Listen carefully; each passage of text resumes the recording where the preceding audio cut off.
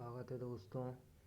MP पटवारी computer science 12 दिसंबर 2017 का ये paper है।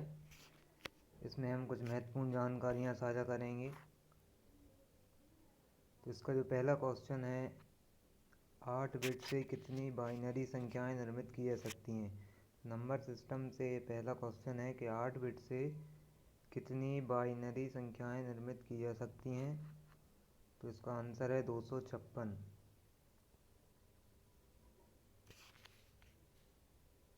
खाली स्थान एक कंप्यूटर लैंग्वेज नहीं है।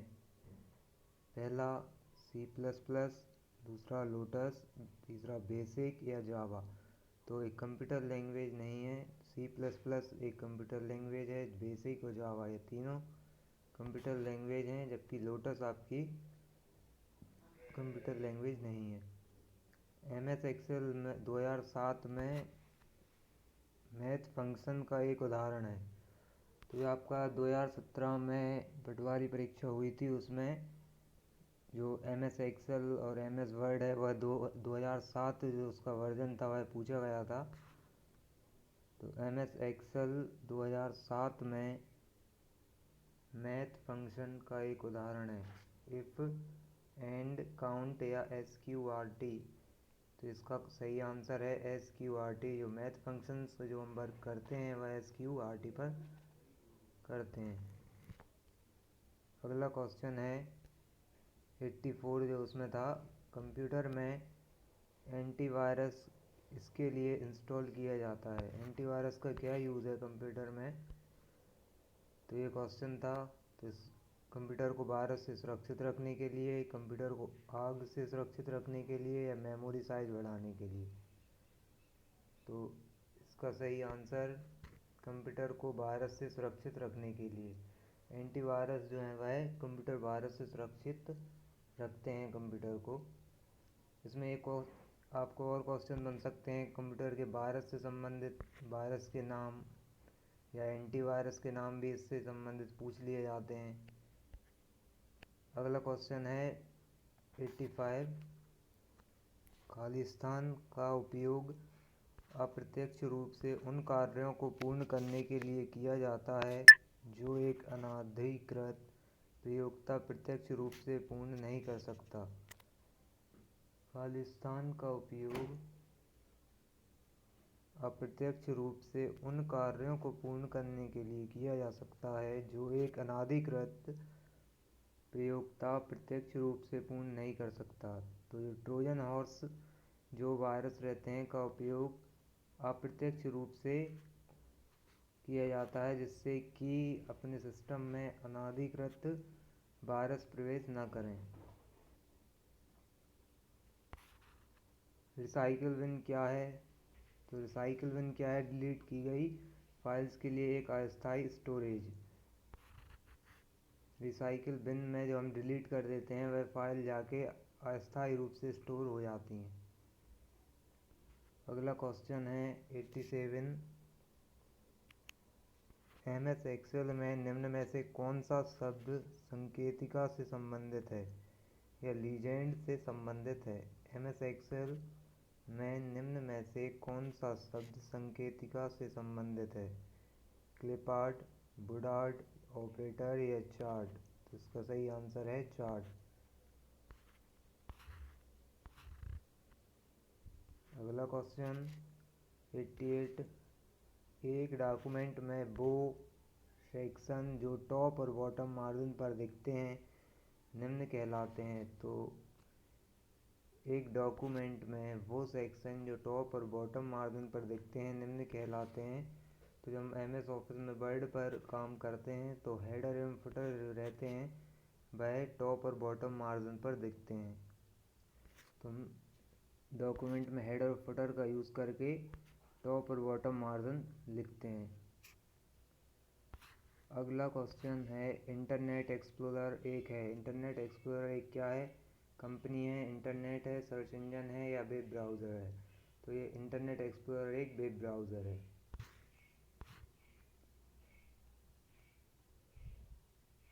इनमें से क्या एक आउटपुट डिवाइस है। MIC, mouse, speaker, keyboard. तो एक आउटपुट डिवाइस क्या है, MIC, माउस, स्पीकर या कीबोर्ड। तो स्पीकर जो है वह आपका आउटपुट डिवाइस है, जबकि कीबोर्ड, माउस और MIC इनपुट डिवाइस है। MS Excel 2007 में आप संख्याओं की सीरीज जोड़ने के लिए किस बटन पर क्लिक करेंगे? MS Excel 2007 में आप संख्याओं की सीरीज जोड़ने के लिए किस बटन पर क्लिक करेंगे?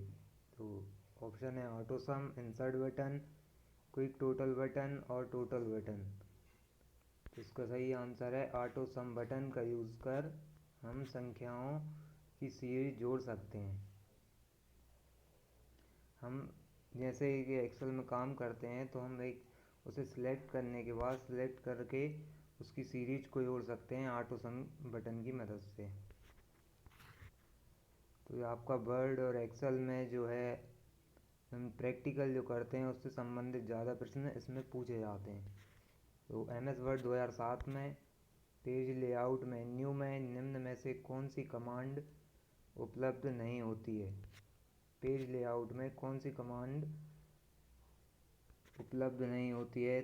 Zoom, page background, page setup या पैराग्राफ। तो इसका आंसर है जूम जो है पेज लेआउट मेन्यू में कमांड उपस्थित नहीं होती है। कमांड इसमें वर्ड में आपके जो मेन्यू बार रहते हैं, मेन्यू बार में से भी क्वेश्चन बहुत अधिक बनते हैं। तो हम इसकी और वीडियो लेके आएंगे जिसमें हम जो MS वर्ड और एक्सेल है उसको पूरा डिस्कस करेंगे। मेन्यू बार, उसके जो टूल बार हैं, एसेसरीज़ हैं, इन सब की पूरी डिस्कस हम उस वीडियो में करेंगे। तो आप बने रहिए चैनल पर। 93 क्वेश्चन है, मैग्नेटिक स्टोरेज डिवाइस का एक उदाहरण है।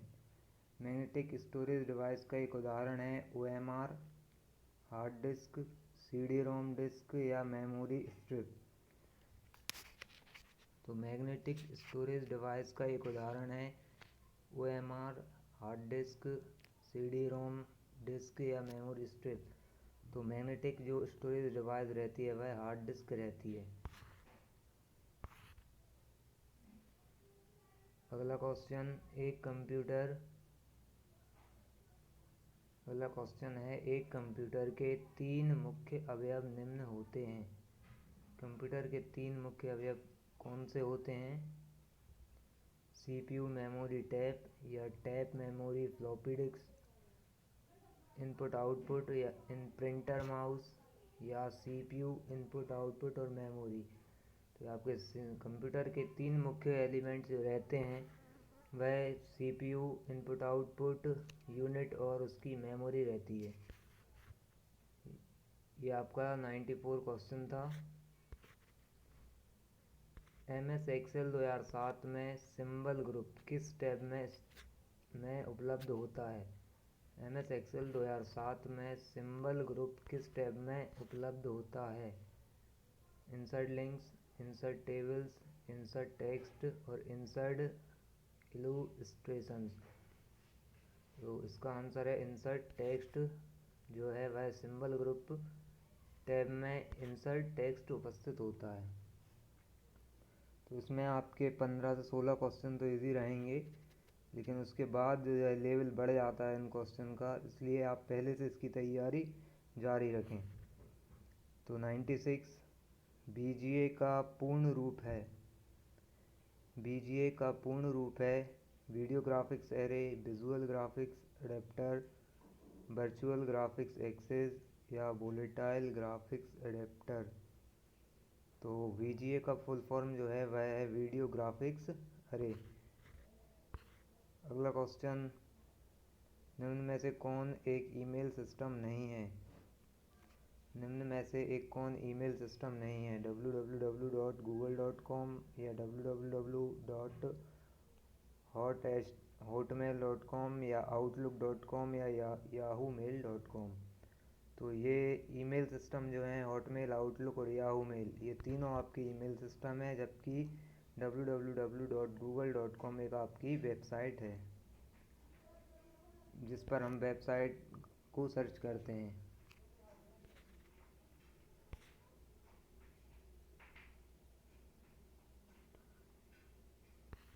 निम्नलिखित अगला क्वेश्चन जो है 98, निम्नलिखित में से किसमें सबसे ज़्यादा संचयन किया जा सकता है?